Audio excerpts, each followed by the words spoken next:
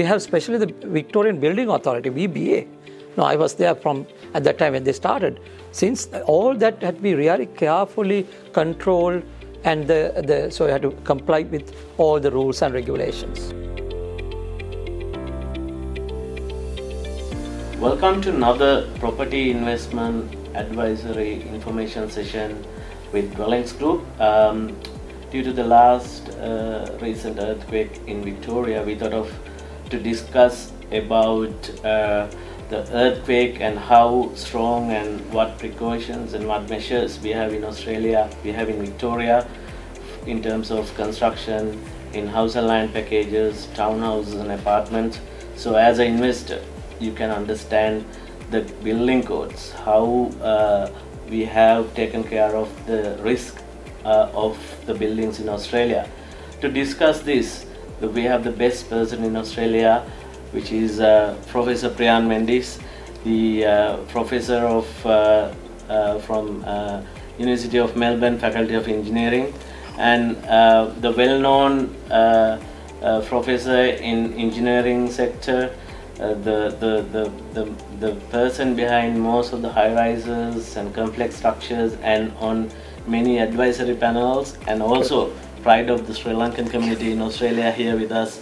And thank you very much, Professor, coming and joining with us. First of all, Professor, now we have been, as a Dwellings Group, we have been selling Australian properties, investment properties, house and land packages, townhouses and apartments in high-rise structures to overseas investors. And that has been a very lucrative and long-term investment strategy. Most of our clients, after this recent earthquake, wanted to know what measures, how have been taken care of already within the Australian building codes to cater for such earthquakes and natural disasters. Would you be able to elaborate a little bit on that? Thank you very much, Mr. Sanjika, and also thank you for inviting me here as a very reputable Dwellings Group, well-known Dwellings Group, and you've done lots of work and structures like this, been involved for so long. So thank you very much. Very nice to talk to you, and also the generous comments, my introduction. Thank you very much. And actually, it's a very good question, because it's true that there are some negative publicity also going in. It's true to say we had the worst earthquake in Victoria, which is 5.9 Richter scale, which measures energy. However, compared to the many other countries, Los Angeles, Christchurch, and all that, it's relatively low. So there are get 7.1s to sometimes up to 8. So that way we are still we call it low to moderate regions. We are not those high seismic regions. However, we have to, of course, we have to be conscious about that. There's a possibility of earthquakes happening. Even at a higher Richter scale, right? Exactly. Slightly higher maybe. We won't go to those levels. The chances are low. However, we have to be prepared. Now, I want to, because you said a good thing, because 1989 in Newcastle there was an earthquake because it happened close to Newcastle. And these masonry structures, if you see even the damage in this earthquake was all old structures, heritage structures. They have not been designed for or considered. Earthquakes have not been considered. So after 1989, I'm also part of this what's called AS 1170.4 for earthquake standard for Australia. I'm in the committee for a long time. So what we did even from that time was to change the code. So especially beyond 90s and all that, all the buildings are designed for earthquakes. So, and also very carefully, especially these special structures, the structures that you deal with, the high quality, they're all high quality. They have been considered when they are designed, and not only elements, the joints can be critical under earthquakes. So those joints are carefully designed. So that's why another thing, if I am allowed to say this, but number of some of if it's getting tall and all that, it's flexible. So because of that, it attracts less forces. So especially 1989's, we changed the code. Even we make changes all the time. So Australia, I think we spend more time than other countries to be conscious and to be meeting more often. These committees, Australian standard, very organized, really organized. So we are carefully catering for all that. So it's really, if someone is interested in buying things here, and need not worry. However, good to go through proper people, like, I'm not saying because you're asking me, but like dwellings group, you got lots of information. You got all the information there, and you know where to ask questions and all that, and you can help people. So it's very careful rather than just going and somewhere buying something, but good to be very carefully assess that what you're buying. Go with a good company. Again, obviously dwellings come to the top of the list. Yes, thank you, sir, Professor, and it's a very generous comments. And also, you made a very good point that all the buildings that damaged during the last earthquake, we saw that it was very old structures. We have seen in Windsor some old parts, some bricks were fallen out of the building and all. So those are being made before these codes have been implemented. And now, if somebody let's say someone has already purchased an apartment, let's say within last 10 years, how strong those codes and they, we haven't seen any reports of any of the high rises in Melbourne or Victoria or houses had any damages as such. So maybe that's because of the codes that are already being implemented in Victoria, which is good as a country that we have already taken care of it. And if you're comparing these things, the rest of the world, are we ahead of the rest of the world? Are we, always taking care of these codes? Can you? I think it's a very good question, because actually we are normally in Australia, we are careful, and actually anything happens, and especially 1989 earthquake, we took it seriously, very seriously, and it's a 5.7, but 5.6 actually, but we carefully we took it seriously. We changed our codes. And we regularly do that, what we call the National Construction Code, NCC. Every 2 years, 3 years, we change that. Right. So always update the knowledge. And it's lots of also, within Australia, we all, I'm one of the first people to do that work in earthquakes, early 90s. Yeah. I did start my R&D work, research, and I was working for the company as well.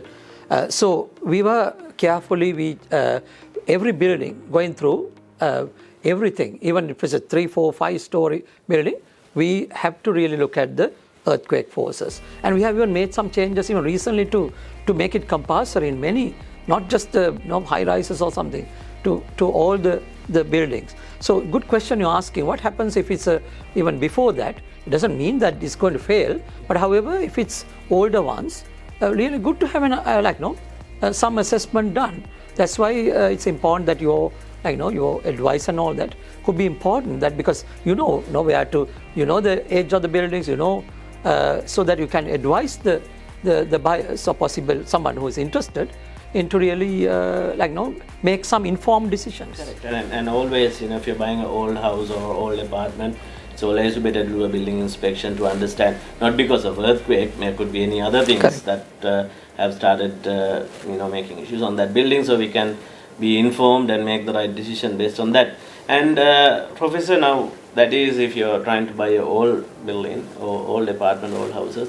Now, if someone's looking to buy a new one, which is, let's say, off the plan, so it's not being built yet, so we have people buying apartment completing in another 2 to 3 years time, and also houses that are land settling in the future and building.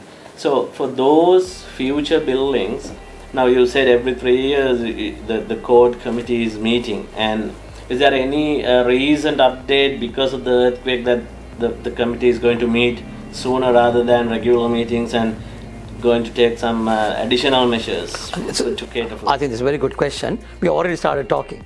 So the earthquake committee, which really, in fact, when I say the committees also meet regularly, but the codes are updated only every 3 years. Lots of background work been done. So I think Australia, we spend more time and more organized. Actually, it's a good point when you raised earlier. We are much more organized than many other countries. So that way, be very careful doing that.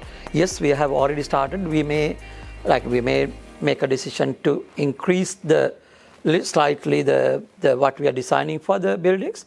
But one thing I have to say, those buildings that the recent buildings, or let's say the last 20 years, I would say, they've been carefully designed for earthquakes. So we don't have to really worry too much. And also, even the house and land packages and apartments, townhouses being built in the last 5 years. They have already been looked after those matters. Correct. And the quality of the materials have gone up, the construction methods, the qualities, all that have gone up, and we can say that our quality, Australia, especially even Victoria, we know that the quality is a lot higher than many other countries. That's I think in Australia we spend a lot of time on planning phases to make sure that we get things right rather than just trying to build things. This is maybe one of the example that a lot of things being taken care of way ahead of the rest of the world, which is good. And Professor, now you've been a person who've been advising government and a lot of bodies, especially for complex structures and major structures. And if I name few, Harbour Bridge and Westgate, which are all these structures, and we are so proud as a Sri Lankan Thank you very much. organization that a Sri Lankan professor is heading all these things.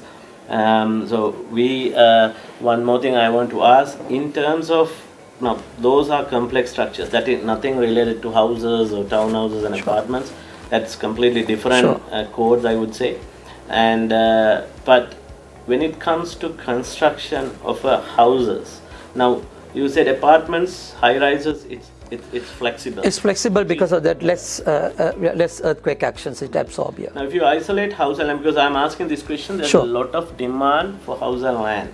Yes. Because land value appreciates. Yes. And even due to COVID, a lot of people tend to go for houses, house and land. Even nowadays, getting a land, people have to be on a queue to get a land. There's a lot of demand. For people who are thinking onto that, for that demand, what are the special measures that are around with house and land? They are not high rises, they're not flexible as such, but they are building on a concrete slab and a frame and a brick veneer. So is that a good yeah, actually that's a good point, because all those things are covered by the standards. The National Construction Code actually is not just for high rises or medium rise or whatever, even for houses. You have to comply with all those rules. Now, even we have what is called AS 2870, let's say, sort of name one, but if you name one, foundations. So it has to be carefully designed. When the foundations are being discussed and different soil conditions, it's true that the earthquakes get magnified when the soil is, the soft soils we call it, so some of the ones, but they have been all covered in the standards. So we are not just the standards, Australian standards, not just for medium or high rise and complex structures, but even for houses, all that had to be complied. You had to really satisfy them. Also, what has happened in Australia is that we use experienced people. We are not allowed to just use someone fresh graduate or without experience. Everyone, because they have to sign, the drawings have to be carefully signed. So we have very strict rules, and we have especially the Victorian Building Authority, VBA. Now, I was there from at that time when they started. Since all that had to be really carefully controlled, and so you had to comply with all the rules and regulations. And also, Professor, I want to make another point now. All the house and land packages, houses being built by the registered builders, by law, the 7-year structural warranty is there. So they have to take the responsibility of the structure for any natural disasters, any natural matters. If it damages the structure, they have to cover the warranty, and some builders are giving 25 years, 30 years like that. So even some builders doing lifetime warranty on the structure. So that's because they are so confident on the codes and the measures and around the construction. So most of those people are looking to invest in Australia. I think we have covered a lot. We have a lot of good measures being taken care of that. Now, Professor, thank you very much for clearing a lot of issues around earthquakes and how that impacting construction of houses, townhouses and apartments. While you are on the program, I want to ask you one. Yeah, sure. Sure, it's really little bit out of. No, that's all right. It's useful. A lot of buyers. We had this issue. I think you are been a major part of the change in the regulation about cladding on high-rise buildings. We have seen UK. There was a building burn out within few minutes, And what measures we have in Australia to cover such disasters? Yes, I think that's a good point, because not only earthquake, they're all disasters, and we call it still a cladding crisis. Again, that especially we had this La Crosse fire even before Grenfell. So we started thinking in Melbourne even before Grenfell. And actually, in fact, I have given a talk before that saying we have to be careful about this cladding. And in another country, I gave that talk now. So we were aware of it. And Melbourne, we really get to that very quickly. And then we started research. I had my first PhD student on all this long time back. So we are always aware of it and we're conscious about it. So good question you're asking. Then I was part of we wrote the Victorian Cladding Task Force at that time. After the Grenfell, of course, everyone started thinking, because 180 odd people got killed. So our regulations, yes, whole world neglected this, the ACP, the composite panels, and because it was looking nice, aesthetically good, everyone went to that. But we didn't think like that. So we trusted the people who are doing it. However, since the Grenfell, it's been carefully managed. And even after that, now I have to say that the buildings are very safe now. Also, under Cladding Service Victoria, we also have a big connection. I also have a connection to them, carefully assessing. So they are, in fact, the most critical ones, they already started removing them and then recladding. Government is supporting. No other country in the world doing that. The government is supporting to remove some of that cladding, the critical ones, and then replacing with the new cladding. So I have to say that the response in Melbourne has been better than any other country for this type of cladding crisis. Thank you, Professor. Thank you, Professor, and thank you very much for being with us today. I think for our viewers, you can now have the assurance that Australia have so many regulations, so many measures been already taken care of to cater for this kind of disasters, to meet for this kind of disasters, and our buildings are already built around these building codes. So then I think most of the concerns and worries about how it could impact my investment, I think being answered by Professor Priyan Mendis today. And we're going to give you an opportunity if you need to clarify anything in detail, further information, and you want to check anything from Professor Priyan Mendis, please do send us an email or give us a call. Our email is info@dwellingsgroup.com.au, or give us a call 1300 314 310, and we'll coordinate with Professor Priyan Mendis, and I'm pretty sure you're happy to help anyone who have concerns, and the best person in Australia to ask questions like that. And thank you very much. It's been a very pleasure, and we as Sri Lankans are very proud of what you're doing to Australia as well as the rest of the world, and also to Sri Lanka. And thank you very much for it. And thank you for those generous and kind comments. But always very good to be here, right? And being Dwellings Group in the, as I said, top of the list, as I said before. And so thank you for inviting me to just to talk to you today. Thank you so much. Thank you.